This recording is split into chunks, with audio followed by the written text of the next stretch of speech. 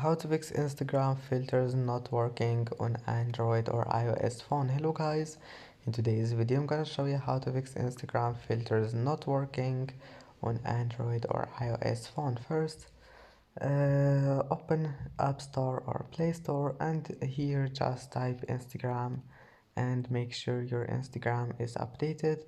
And if you found here update, just click on it.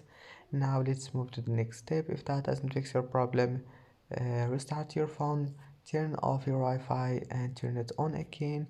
Now go back and try again, and if that also doesn't fix it, go to settings. This one is for Android users. Go to apps again, type here Instagram, click on it, click for stop and go to storage, clear cache, and that's it. I hope that can fix your problem, and see you in the next video.